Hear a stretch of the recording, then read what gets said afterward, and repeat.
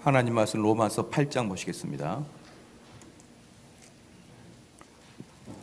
로마서 8장 30절 말씀부터.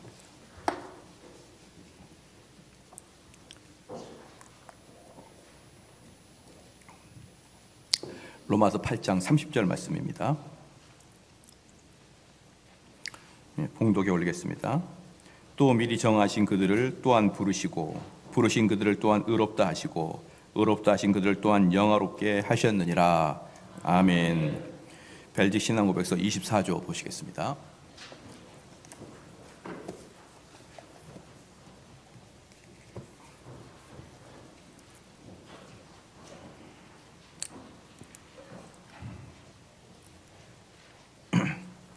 제24조 사람의 성화와 선행에 관하여, 사람의 성화와 선행에 관하여입니다.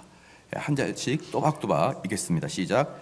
우리는 하나님 말씀을 들음과 성령의 역사를 통하여 얻은 이 참된 믿음은 사람을 중생시켜서 새 사람을 만든다고 믿는다. 참 믿음은 사람으로 하여금 새 생활을 죄의 속박으로부터 자유케. 그러므로 의롭다는 믿음은 경건하고 거룩한 생활과 무관하다는 말은 참말이 아니다. 도리어 참된 믿음이 없이는 하나님을 사랑함으로 나아오는 그 어떤 행위도 할 수 없고, 다만 자기의 사랑을 위하여 살든지 아니면 저주가 무서워 두려운 가운데 행하리라. 그러므로 거룩한 믿음이 사람의 안에서 결실을 나타내지 않는다는 것은 불가능한 일이다. 그 까닭은 우리는 헛된 신앙을 말하는 것이 아니라 오직 성경에서 말하는 사랑으로 역사하는 참된 믿음에 관하여 말한 것이니, 사람을 격려하여 하나님의 말씀으로 명령하신 일을 실천하게 한다. 믿음의 선한 뿌리에서 발생한 이러한 행위들은 하나님 보시기에 선하고 받아들일만 하는 것이니, 그 행위들을 전부가 하나님의 은혜에 의해 거룩하게 구별된 것이기 때문이다. 그럼에도 불구하고 그 행위들은 우리를 아무런 상관이 없다. 그 이유는 우리가 어떠한 선을 행하기 이전에 그리스도를 믿음으로 의롭다함을 얻기 때문이다. 선한 나무 없이 선한 열매가 불가능하듯이 참 믿음 없이 우리는 우리의 행위들을 선할 수 없다. 그러므로 우리가 선한 일들을 행하되 그것이 우리의 공로가 되는 것은 아니다. 우리가 무슨 공로를 세울 수 있겠는가? 우리가 행한 선행에 관해서도 하나님의 우리에게 빚진 것이 아니라 우리가 하나님에게 빚진 것이 된다. 이는 하나님이 우리 안에서 역사하셔서 우리로 하여금 그분이 기뻐하시는 일을 뜻하시게 하시며 행하게 하시기 때문이다. 그러므로 다음과 같은 기록된 말씀을 마음에 새기자. 이와 같이 너희도 명령받은 것을 다 행한 후에 이르기를 우리는 무익한 종이라. 우리가 해야 할 일은 한 것뿐이라. 한편 우리는 하나님께서 우리의 선행에 상을 주실 것을 부인하지 않는다. 그러나 주께서 상을 주심은 그분의 은혜에 관을 씌우는 것으로서 오직 주의 은혜다. 더욱이 우리가 선한 행위를 할지라도 우리의 구원은 선행으로 인한 것이 아니라 우리의 모든 행위는 죄성에 더럽혀지지 않는 것이 하나도 없으며 형벌을 받기에 합당하지 않은 것은 하나도 없다. 심지어 한 가지 선행을 행할 수 있다 하더라도 하나의 죄를 생각만 해도 하나님은 그에게 선행을 거절하시기에 충분하다. 이때 우리의 빈약한 양심은 우리의 구주의 고난과 죽음의 공로에 의지하지 않는다면 우리는 언제나 아무런 확신 없이 의심에 품고 좌우로 왔다 갔다 할 것이며 계속 가책으로 인해 고민하게 될 것이다. 아멘. 오늘은 성화에 관한 설교입니다. 성화에 관한 설교인데, 우리는 2주간 동안에 걸쳐서 칭의에 대해서 살펴봤습니다. 우리가 그 2주간 동안 살펴본 칭의는 중요하기 때문에 양이 많은 것이죠. 한국교회가 우리 성도들은 어느 정도 알 수 있겠지만, 한국교회가 믿음으로 말미암아서 의롭게 된다는 이야기들은 충분히 했지만 어떻게 선하게 살아야 될 것인가에 대한 이야기를 많이 하지 않게 되므로 한국교회는 타락하게 됐다라고 이야기하는 사람들이 얼마나 많은지 몰라요. 참 나는 그분들을 보면서 왜 당신들은 목사를 하며 심지어 왜 당신들은 교수를 하나 이렇게 묻고 싶어요. 그런 거 개념조차 못 잡은 사람이 무슨 놈의 설교를 할까 이렇게 생각이 되는 것이죠. 칭의는 잘 말했는데 성화를 말을 못해서 우리나라의 한국에 있는 기독교인들이 바르게 살지 못한다는 말은 얼마나 복음을 모르냐 이 말입니다. 복음은 이렇게 이야기하는 거죠. 구원받은 것은 믿음으로 구원받지만 성화는 우리의 노력으로 성화를 얻는다. 이 말이 얼마나 많은 교회에서 회자되고 있는지 여러분 알고 계십니까? 구원은 믿음으로 받지만 성화는 우리의 노력이 필요하다는 것이죠. 그런데 이렇게 가기 때문에 이것을 신율법주의라 이렇게 얘기하는 거예요. 사랑하는 성도 여러분, 이따가 뒤에서 말씀을 드리겠지만 칭의, 즉 우리가 의롭게 되는 것은 곧 성화의 시작입니다. 그러니까 의롭게 되는 것과 성화는 따로따로 있는 게 아니고 하나님으로부터 우리가 의를 받으면, 우리가 의롭다고 칭함을 받으면 그 의롭다고 칭함 속에 성화의 씨앗이 들어가 있는 것이죠. 그렇기 때문에 의로운 자는, 하나님께 의롭게 받은 자는 당연히 성화가 되는 것이고요. 그 성화를 막아낼 방법이 아무것도 없는 것입니다. 오늘 본문 말씀에 30절 말씀에 또 미리 8장 30절 말씀에 또 미리 정하신 그들을 부르시고 부르신 그들을 또한 의롭다 하시고 의롭다 하신 그들을 영화롭게 하셨느니라. 여기서 보면은 전적으로 성령께서 이 일을 주도적으로 하고 있다는 것을 우리는 볼 수 있는 것이에요. 그러니까 우리는 성화가 되지 않는 것은 그 씨앗이 없다는 것이지, 우리가 성화에 대해서 훈련을 받지 않았기 때문에 성화가 되지 않았다, 이 말은 정말 복음의 복자도 모르는 사람들이 하는 소리입니다. 여러 가지 비판할 것들은 많지만 한 가지 제가 정확하게 좀 비판하고 싶은 게 뭐냐 그러면, 많은 사람들이 괜찮게 여기는 기운실 있지 않습니까? 기독교 윤리실천위원회인가? 저는 여기에 있는 사람들은 기본적으로 복음을 모른다고 저는 생각을 해요. 기운실이 뭡니까? 기독교 윤리실천위원회가 뭡니까? 그런 식으로 복음을 생각하니까 언제나 사회운동이나 하려고 그러는 것이고요, 사회개혁이나 하려고 그러는 것이 거기서 드러나는 것입니다. 지난번에도 한번 말씀드렸지만 뭐라고요? 물 아껴 쓰기 운동을 기운실에서 대표적으로 했었던 것입니다. 그 물 아껴 써서 그래 물 아껴 쓰는 거야 좋은 것이죠. 왜 그런데 기독교 단체에서 물 아껴 쓰기 운동을 합니까? 또는 자발적인 불편운동, 그걸 뭐하러 합니까? 여러분, 제가 교회사를 봤을 때 정말 재밌는 게 있었습니다. 자발적인 불편운동, 자발적인 고행, 자발적인 수행, 이게 어디 모토인 줄 아십니까? 중세시대 때 수도원의 모토였어요. 자발적 고행, 자발적 수행, 자발적 불편. 이러는 것을 갖다가 무슨 개혁주의라고 하면 그렇게 이야기합니까? 정말 이런 것들을 보면서요, 참 이 사람들이 복음에 대해서 왜 이렇게 문외한가? 왜 이렇게 복음에 대해서 문외하고, 왜 이들은 많은 책을 읽으면서도 불구하고, 왜 이렇게 좋은 학력을 가졌음에도 불구하고, 왜 이렇게 미국에서 좋은 대학에서 신학을 했음에도 불구하고 왜 이렇게 복음을 모를까? 이런 생각이 드는 것이에요. 여러분, 기독교는 윤리를 교육해서 윤리가 되는 게 아니고요, 거듭난 자, 의롭게 된 자는 그 속에 윤리를 싹 들 수 있는 씨앗이 들어있고, 그럼 성경에서 말하고 있는 율법 또는 우리에게 어떤 삶이 선한 것인가 라는 것은 가이드만을 적용해 주기 위해서 우리가 율법이 필요한 것입니다. 그래서요, 우리가 조직신학적인 용어로 율법엔 두 가지 의도가 있는 것이죠. 첫 번째는 뭐냐 그러면 율법은 우리를 죄를 들춰내는 것이고, 두 번째는 뭐냐 그러면 우리에게 죄를 제거하고 어떤 길로 갈 것인가의 방향을 제시해 주기 위해서 율법이 필요한 것이죠. 그렇기 때문에 우리가 거듭난 자라 그런다 그러면, 우리 성경에 어떻게 살아야 되는지 방향만 제시해 준다 그러면 얼마든지 살아낼 수 있는 게 거듭난 자의 모습인 것이죠. 그러면 거듭난 자임에도 불구하고 여전히 그 사람에게서 윤리가 드러나지 않고 덕성이 드러나지 않는다 그러면 그 사람에게 윤리를 실천하고 윤리를 훈련하는 게 아니라 다시 거듭남을 재점검해야 되는 것이 복음인 것입니다. 여러분, 믿으시길 주로 축원합니다. 저는 이러한 이야기들이 너무나 한국교회에 너무나 정신없이 퍼지고 있기 때문에 도대체 내가 잘못 알고 있나 이런 생각이 들 정도예요. 제가 느끼기에 괜찮은 목사님들이 다 몽땅 이런 데 빠져 있기 때문에 내가 문제인가? 내가 지금 복음을 잘못 알고 있나라고 할 정도로 착각이 저에게 지금 오고 있는 것입니다.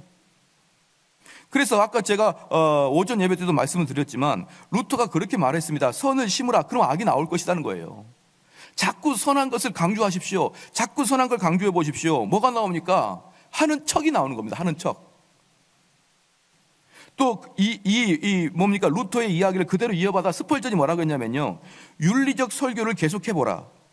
윤리적 설교를 계속해보라. 그리하면 비윤리적인 사람들이 만들어지게 될 것이다. 여러분, 정말 사람이 변하는 것은요, 하나님의 은혜여만이만 가능한 것이에요. 사람은 하나님의 은혜가 아니고서는요, 절대로 변하지 않습니다. 여러분 동의하시죠? 그러면 그 은혜를 좀 더 쉽게 표현하자 그러면, 사람은요, 자기 마음 깊숙하게 전 인격적으로 그것을 동의해야만 사람이 변하는 거예요. 그 말이 맞구나. 그 목사님 말이 정확하구나. 이렇게 자기가 전 인격적으로 그게 동의가 될 때 내 마음이 변하는 것이지. 그렇기 때문에 사랑하는 성도 여러분, 윤리적으로 이걸 하십시오, 저걸 하십시오라고 이야기하는 것은요, 그 마음 깊숙한 곳에 감동과 감화가 일어나지 아니하고 내 행동만 변화시킬 수 있는 방법이 얼마든지 있다 이 말입니다. 예컨대 이 교회는 이제 11시에 딱 나오지 않으면 11시에 정확하게 뒷문을 닫겠습니다, 이렇게 이야기를 하게 된다 그러면 사람은 자기의 내면에 아무런 변화가 없이 11시 5분 전에 올 수가 있다 이 말이에요. 얼마든지 행동을 바꿔서 내가 그 부분을 얼마든지 통과해낼 수가 있단 말입니다. 그렇기 때문에 우리는 이거 해라 저거 해라가 아니고, 그 사람이 마음 깊숙한 곳에서 전 인격이 맞습니다, 당신 말이 맞습니다 라고 말할 때까지 설득하고 말을 선포해야만 그들이 마음을 변하게 되는 것입니다. 여러분, 그래서 자기들의 사랑하는 자녀들이 왜 아버지들이 그렇게 말을 많이 했는데도 불구하고 왜 자녀들이 마음을 바꾸지 않는 줄 아십니까? 왜냐 그러면 그 자녀들은 정말 마음 깊숙한 마음 속에서 아버지에게 동의하지 않고 있기 때문에 마음을 안 바꾸는 거예요. 정말 아버지 마음 깊숙한 곳에 있는 그 말을 자녀들이 동의가 된다 그러면, 아버지 말이 맞다, 내가 잘못 깨닫고 있었구나, 내가 인생을 잘못 알고 있었구나, 아버지 말이 딱 맞다, 그러면 그 자녀는 변화되는 것입니다. 그런데 자녀들에게는 한 가지 무기가 있죠. 아버지 어머니가 암만 이야기해도 요즘은 그렇지 않아요, 이 한마디면은 모든 아버지는 그 순간에 꼰대가 되는 거예요. 암만 이야기해 보십시오. 요즘은 그렇지 않아요. 그건 제가 어릴 때 얘기했고, 그리고 지금 아이들이 부모들에게 그렇게 이야기하고 있는 것이죠.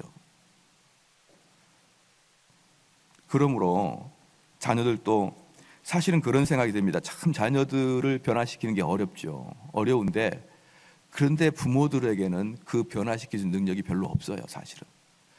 한참 이야기하다가 뭐 속에서 끓어오르는 그 분노로 절제하다가 자녀를 잘 이야기하고 있는데 자녀가 내뚱, 그것은 아빠 시대 때고요, 지금은 그런 시대가 아니에요 아빠, 그러면 억눌렀던 분노가 폭발하면서 상을 뒤집든지 꿀밤을 주든지 발로 한 대 차든지 그렇게 되는 순간 모든 설득은 끝나고 맙니다. 그러니까 여러분들이 자녀를 못 이기는 것입니다. 사랑하는 성도 여러분, 자녀의 마음이 어떻게 받게 됩니까? 전 인격이 맞다, 그 말이 맞다, 그 말이 참 옳다라고 느꼈을 때 그 자녀들의 마음이 변화가 됩니다. 그럼 어디 있어야 될까요? 당연히 설교석상에 있어야죠. 설교단상 밑에 앉아 있어야 저 목사님의 이야기는 나 개인에게 이야기하는 게 아니라 하나님 말씀을 풀어서 나에게 주는 것이다 라는 그런 확고한 믿음이 있으면 그 자녀는 얼마든지 언제든지 변화가 될 걸 저는 믿습니다.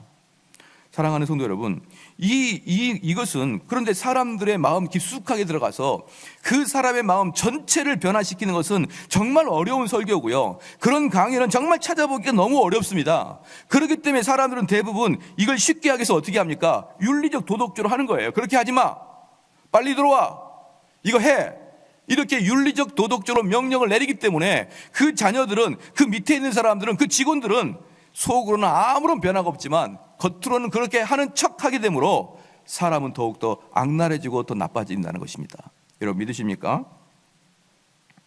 참 어렵죠. 그러니까 우리가 아랫사람을 다룰 때도 감동을 시켜서 변화가 돼야 되는데, 감동을 시키는 사람이 목사들 세계에서도 100이면 100이나 1000에나 한 명 나올까 말까 하는데 어떻게 매 부모들이 자녀들을 감동을 시킬까요? 이건 참으로 너무나 어려운 이야기입니다. 사랑하는 성도 여러분, 그러므로 우리의 성화는 칭의로 믿음으로 구원받고 우리의 노력으로 착하게 되는 것이 아니라, 모든 성화는 칭의될 때, 즉 구원받기 시작할 때 그 속에 성화의 씨앗이 들어가고, 우리는 칭의가 된 이후에 꾸준히 믿음의 모습이 자라나는 것이 우리 개혁교회의 칭의와 성화의 교리인 것입니다.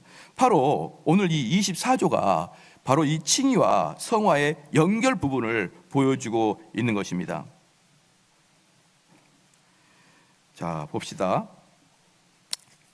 첫 번째, 그럼 이 칭의와 성화를 어떻게 하는 것인가 라고 할 때 24조 좀 보면요, 우리는 하나님 말씀을 들음과 성령의 역사를 통하여 얻는 이 참된 믿음은 사람을 중생시켜서 새 사람을 만든다고 믿는다.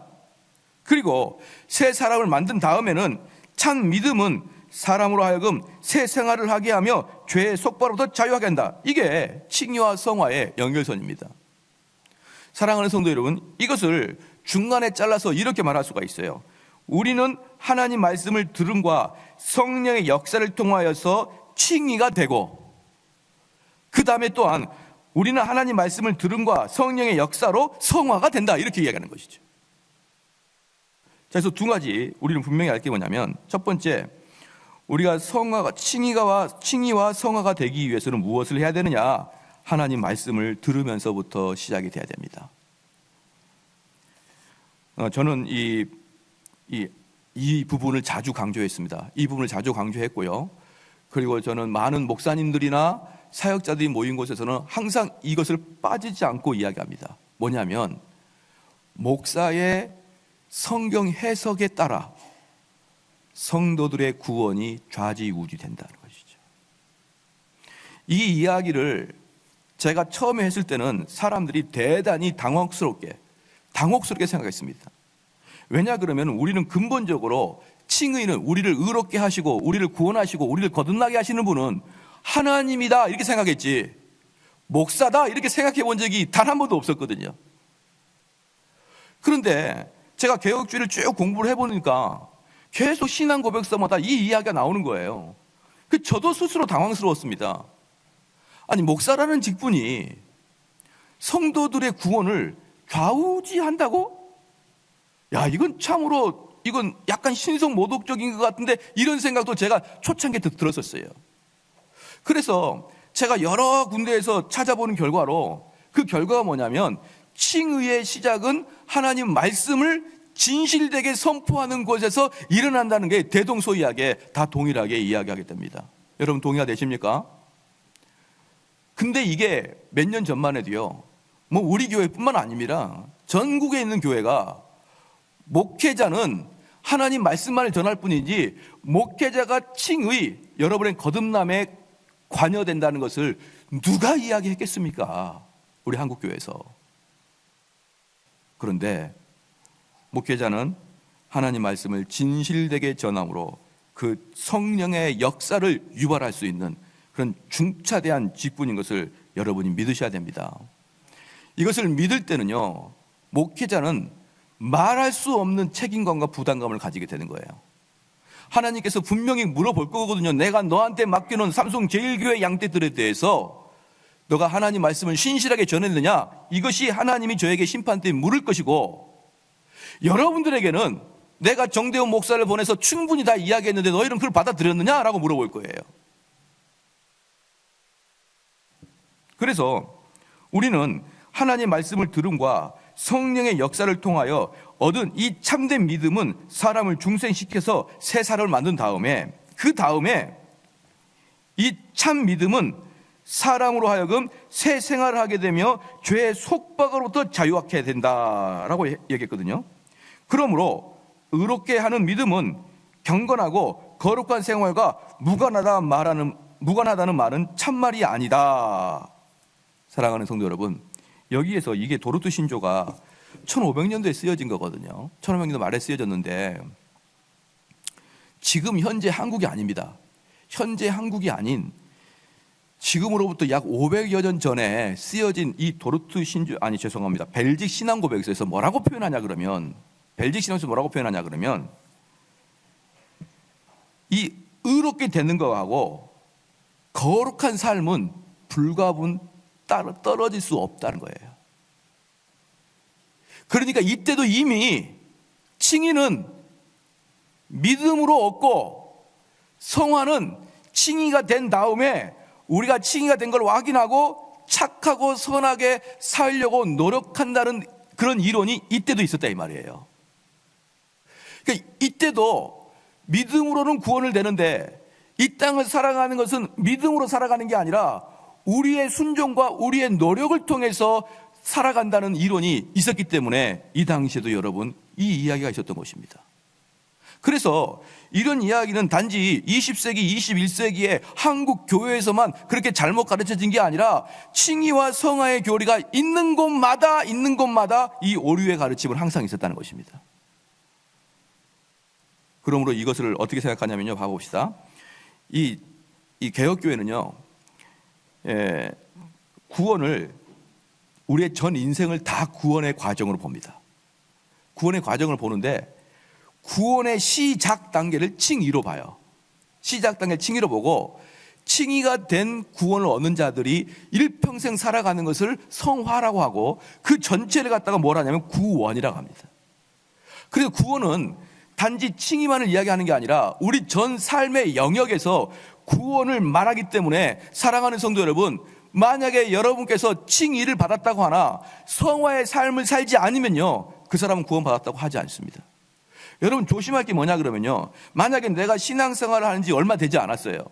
그래서 내가 정말 하나님께 받은 그 은혜에 충만해가지고 구원을 받은 역사가 얼마 전에 있었습니다. 그리고 나서 성화가 곧바로 나오지 않아도 사실은 큰 문제는 없어요. 왜? 씨앗이 나한테 들어와서 씨앗이 자라나는 기간이 필요하거든요. 하나님의 의가 여러분 마음속에 들어가서 여러분 마음속에서 그게 자라서 열매까지 나올 때는 기간이 필요합니다. 그런데 문제는 뭐냐면 신앙생활을 수십 년 했는데 여러분의 윤리와 여러분의 인격의 변화가 없다 그러면요, 개혁교회는 그 사람을 불신자로 봅니다. 저는 여러분들이 이것을 분명히 알아야 된다고 생각합니다. 그러면 이 신자들은 어떤 성향이 나타나냐 그러면요, 자기가 태어날 때, 왜 그러지 않습니까? 오리가 제일 먼저 태어나서 쳐다보는 그 오리가 엄마예요. 부화했을 때 제일 먼저 보는 그 물체가 자기 엄마이기 때문에 막 사람을 졸졸졸 따라다니고 그런다고 하지 않습니까? 그것처럼요, 우리 성도들이 제일 먼저 거듭날 때 어떻게 거듭났냐 그러면요, 하나님 말씀을 통하여 거듭남의 역사가 일어난 것입니다. 그리고 이후에 그런 식으로 여러분들이 거듭났기 때문에 일평생을 어떻게 성화로 살아가냐면 하나님 말씀에 갈급해서 살아가는 것이에요.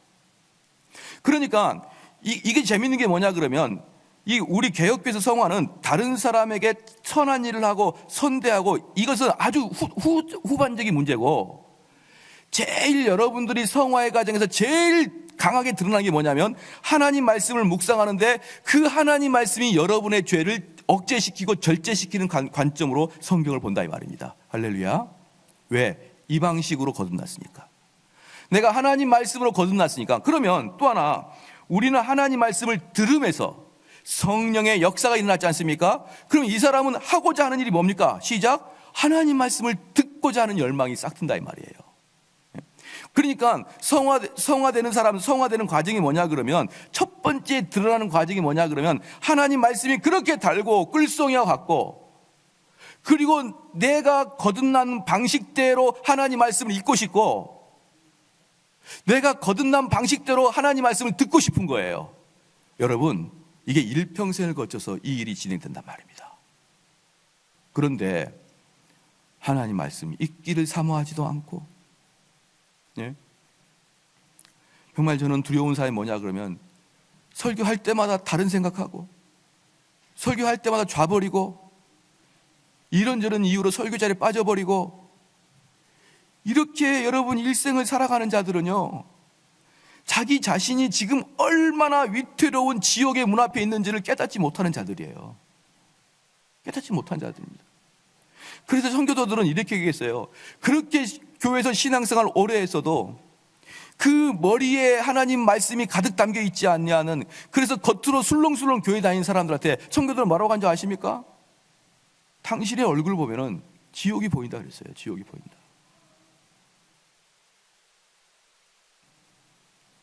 정말 우리 교회가 어떻게 살아야 되느냐, 우리 교인들이 어떻게 해야 참다운 성화의 모습으로 살아가야 되느냐, 여러분 여기 다 나와 있습니다. 신앙고백서에. 말씀 사모하고 그 말씀이 내기를 원하고, 그리고 또 하나 중요한 건 두 번째는 뭐냐면 말씀을 선포하되, 두 번째는 성령의 역사를 기대해야 됩니다. 자, 여기서 중요한 게 있습니다. 두 가지로 나누는데요, 성령의 역사만을 기대하는 사람들은 신비주의에 빠져요. 성령의 역사만을 기대하는 사람은 신비주의에 빠지고, 성령의 역사를 기대하지 않고 하나님 말씀만 해석하는 사람들은 이성주의에 빠져 있습니다. 둘 다 큰 문제입니다. 그런데 이 토마스 뮌체는 이런 이야기를 했습니다. 토마스 뮌체가 어떤 이야기했냐면요, 잘 들어보십시오. 여기 또 좋으시는 분들은 눈을 벌떡 뜨십시오. 하나님 말씀이 선포되고 여러분들의 구원의 문제가 선포되는데 거기 앞에서 어떻게 좋을 수 있습니까? 토마스 뮌체가 뭐라 했냐면, 그 사람은 죄세례파입니다. 그 사람은 신비주의자예요. 그 사람이 이렇게 말했습니다. 우리의 마음에서 성령을 찾아야 된다. 바로 이게 신비주의예요. 그럼 개혁주의는 뭡니까? 시작. 하나님 말씀에서 성령을 찾아야 된다.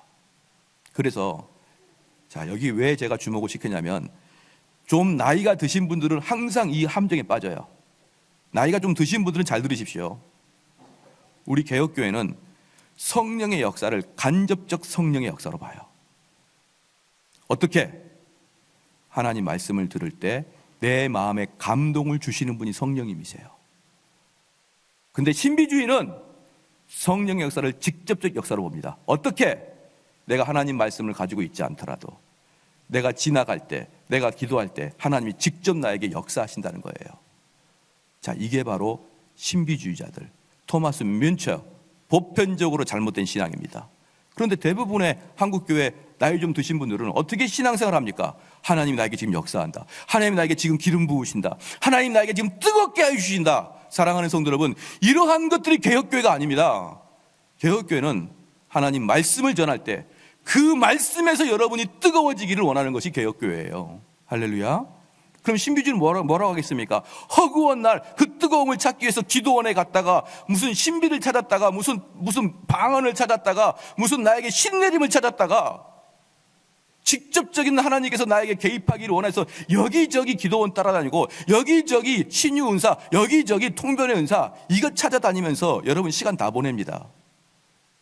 이런 것들이 우리 개혁교회 초창기에 이단이라고 말한 제세례파에서 강력하게 나타났습니다.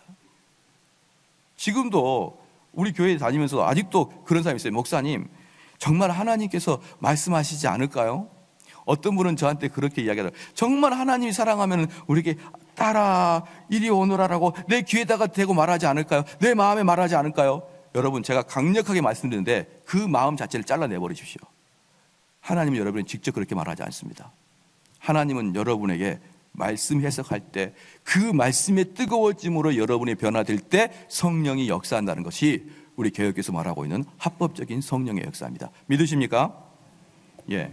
그래서 더 이상 그런 논쟁을 우리 교회에서는 안 했으면 좋겠어요. 목사님, 방언이 멈췄습니까? 있습니까? 아직도 예언이 있습니까? 없습니까? 아직도 신유의 은사가 있습니까? 없습니까? 이런 거 하지 마십시오.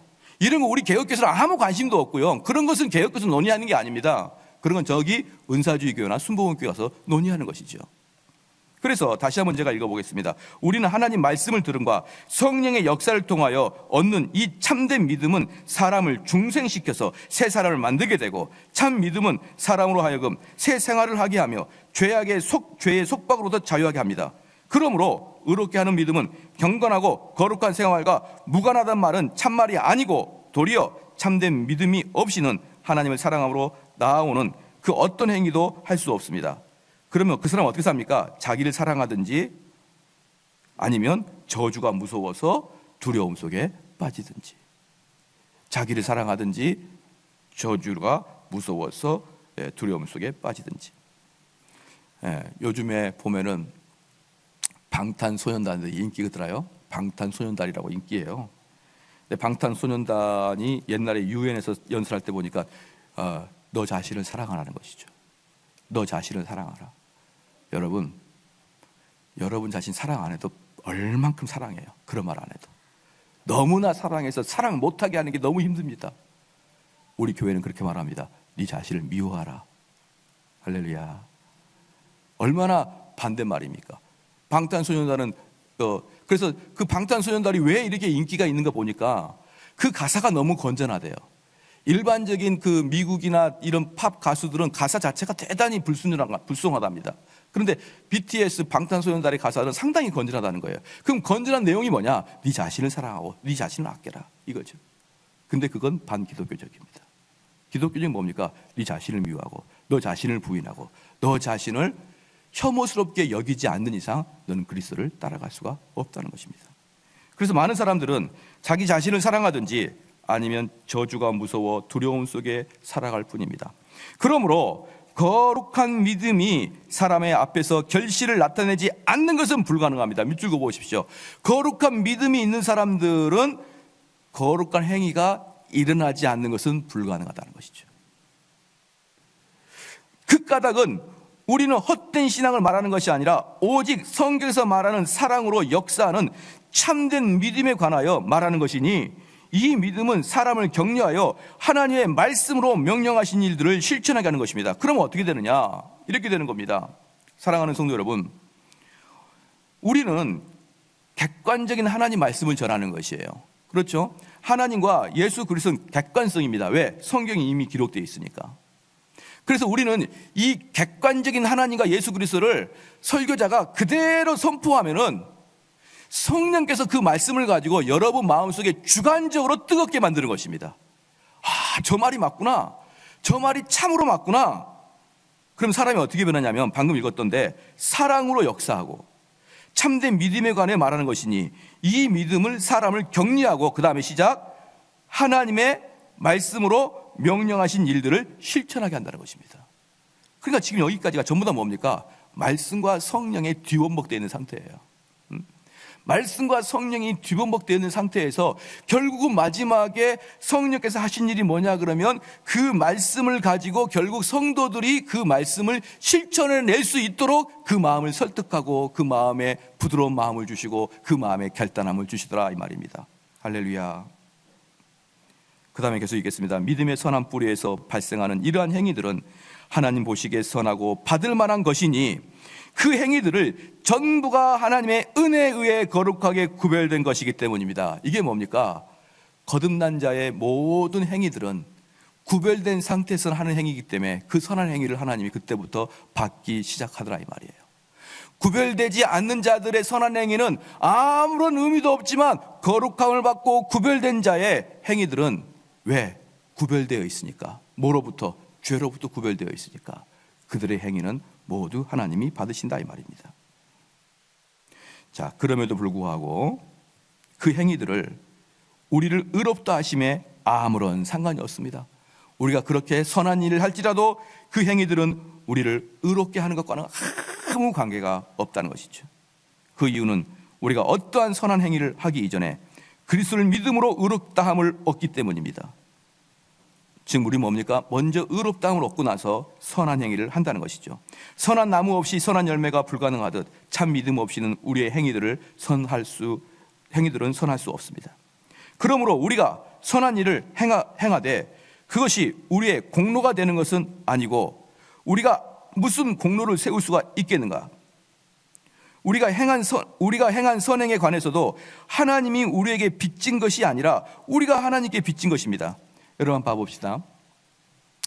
여러분들이 자녀를 낳죠. 자녀를 낳고 그 자녀를 키웠는데 나중에 그 자녀를 키운 것에 대해서 야, 내가 너한테 어떻게 키웠는데 이런 빚진 의식이 없어요. 왜냐 그러면 자녀를 키울 때 우리가 엄청 고통스럽거든요. 잠도 못 자고 정말 사고 나고, 그럼에도 불구하고 부모가 그 자녀를 향해서 공로 의식이 없는 이유는 그 자녀를 사랑했기 때문에 그러는 거예요. 즉 다시 말로 내가 좋아서, 내가 즐거워서, 내가 비록 고통을 당했지만 그 자녀로부터 오는 기쁨이 그 고통보다 더 크기 때문에 상쇄되고도 남는 것입니다. 저한테 어떤 분이 그런 질문을 했어요. 목사님 설교를 가만히 들어보니까 별로 친구도 없는 것 같고, 목사님이랑 같이 뭐 이렇게 연대하는 사람도 없는 것 같고, 가만히 보니 우리 교인은 아니에요. 우리 교인이면은 그런 말 안 할 텐데 교인들도 목사님 별로 안 좋아할 것 같고, 그런데 목사님 목회가 재밌습니까? 저한테 묻더라고요. 그래서 제가 뭐라는 줄 아십니까?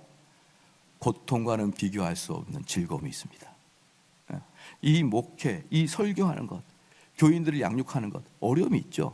당연히 고통이 있습니다. 그런데 그 고통하고는 비교가 안 되는 하나님의 영광이 있는 것이에요.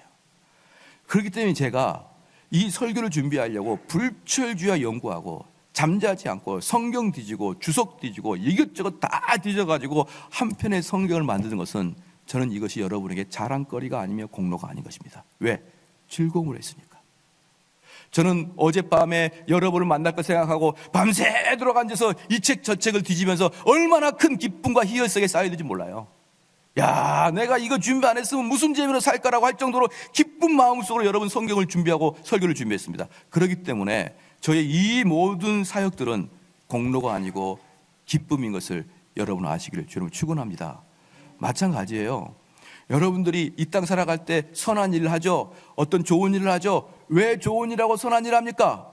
하나님이 나에게 구원해 주심에 대한 기쁨과 감격이 커가지고 너무 크다가 보니까 이 사랑을 다른 사람에게 전하고 싶고, 이 사랑을 다른 사람에게 베풀고 싶어가지고 기쁨과 자원함과 소원함으로 여러분의 소원을 성취했기 때문에 모든 선한 행위들은 여러분의 공로가 되지 않습니다.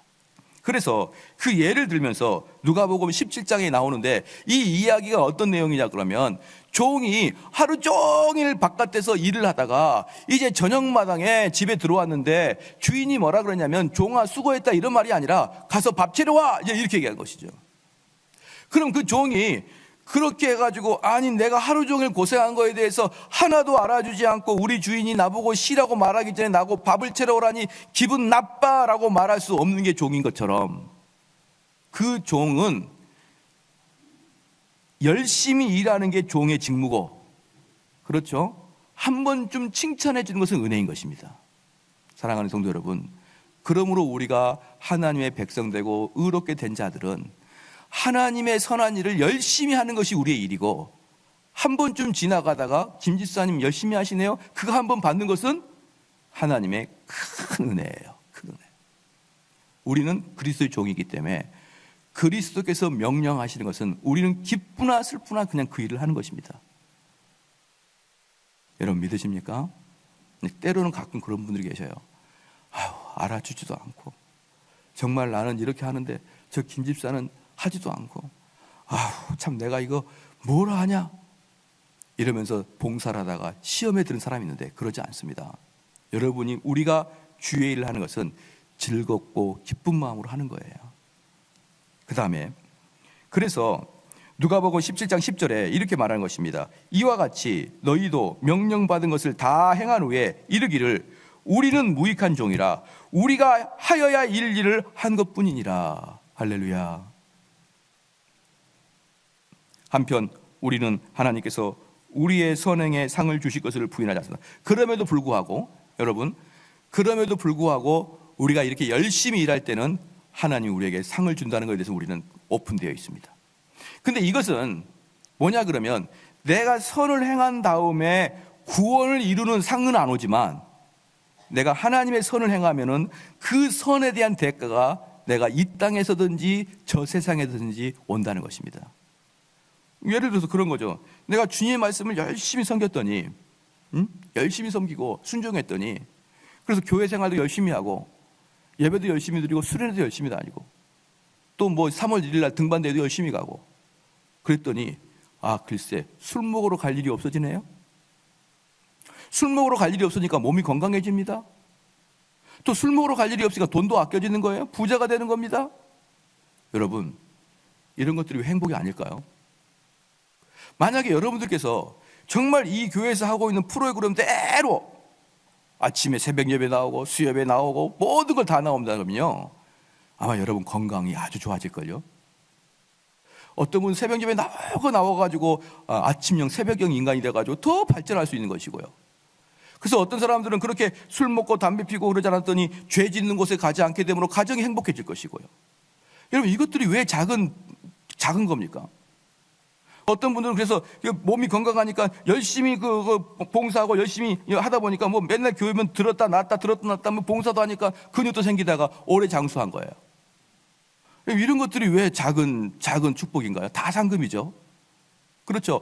제가 지금 언젠가도 제가 말씀드렸지만 저는 20살 때부터 수련회를 다니기 시작했어요. 아니요, 20살이 아니라 중학교 때부터 수련회를 거의 매년 특별한 것이 아니면 빠지지 않고 계속 다녔습니다.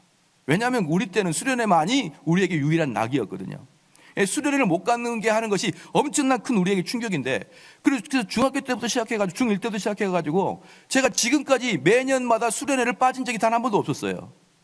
그런데 지금이야 수련회 가게 되면 그저 그렇지만 제가 청년 때, 대학 때, 청년 때 수련회를 가게 되므로 모든 죄로 가는 것을 하나님이 다 막아버렸습니다.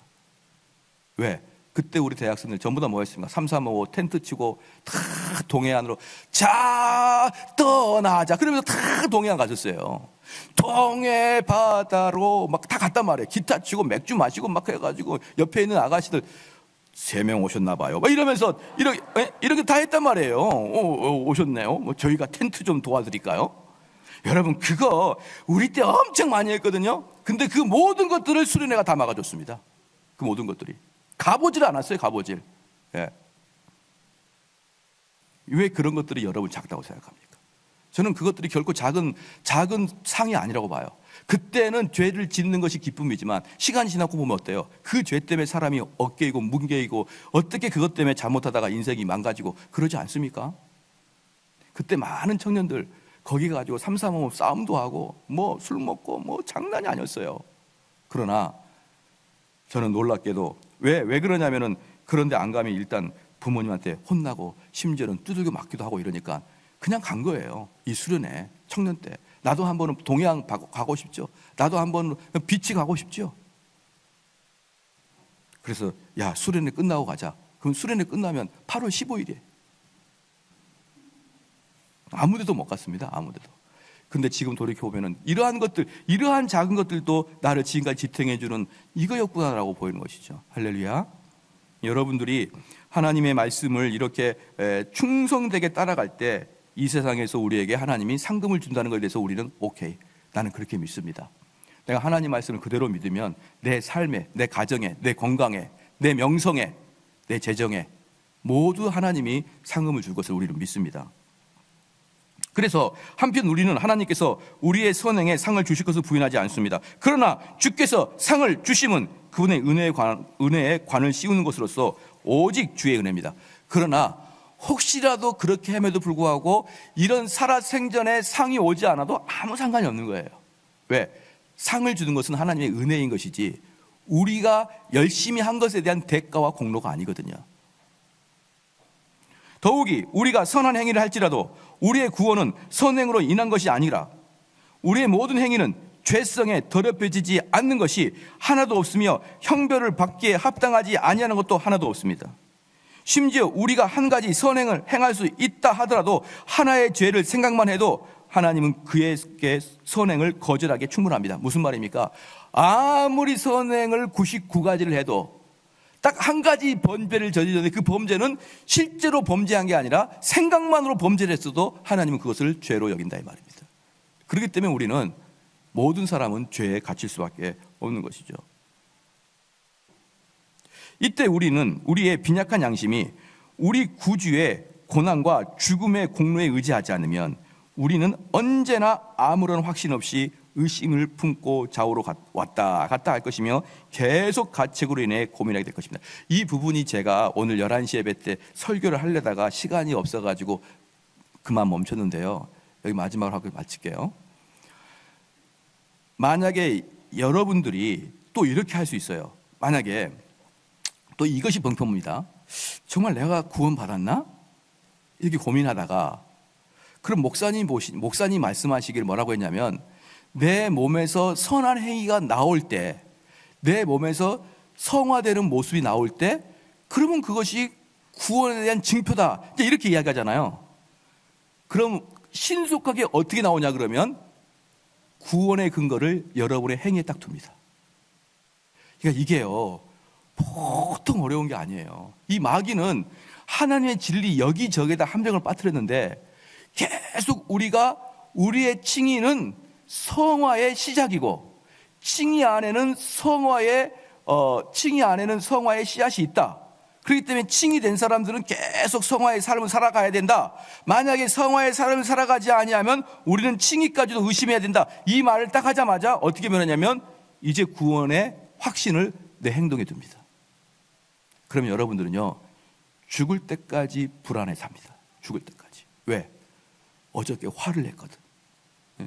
어저께 승기를 냈었거든요. 이게 뭐야 하면서 막 상을 뒤집어 놨거든요. 그리고 오늘 예배당에 딱 왔는데, 내가 진짜 이게 칭이 된 사람 맞아? 근데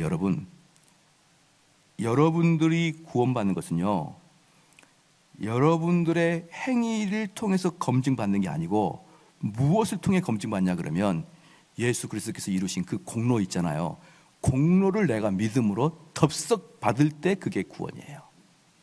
구원은 절대로 여러분 몸에 의해서 증명되는 게 아닙니다. 구원은요, 어떤 사람이든지 죽을 때까지 지내면서, 누가 성화해서 삐끗삐끗하지 않은 사람이 누가 있습니까?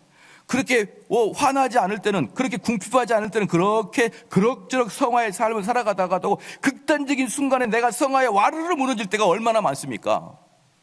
여러분, 저는 많은 사람들이 이렇게 이야기한 걸 봤어요. 아내가 남편을 그렇게 이제 교회를 데리고 가거든요. 근데 남편이 가기 싫은데 막 억지로 끌려갑니다.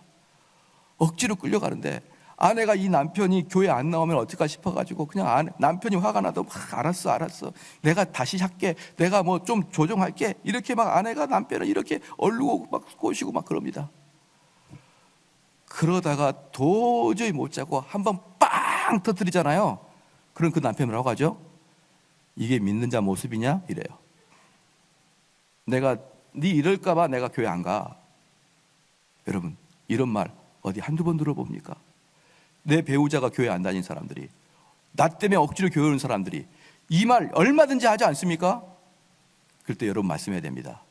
구원은 오직 예수 그리스도지 나가 아니다. 구원은 오직 예수 그리스도가 행하신 일을 보고, 하나님께서 그 그리스도를 보고 나를 용서해 주시는 것이지, 내 성화의 증감물의 관계에서 내 성화가 올라가고 내려가에 따라서 내 구원이 확신되는 거 아니다. 이렇게 하게 됩니다. 그럼 오늘 말씀의 결론은 묘하게 됩니다. 묘하게 돼요. 어떻게 되죠? 성화가 없으면 칭의가 되는지 궁금하다. 성화가 없으면 칭의가 되는지, 칭의가 될 리가 없다. 근데 한쪽에서 또 뭡니까? 성화로 여러분들의 구원을 확인하지 마라.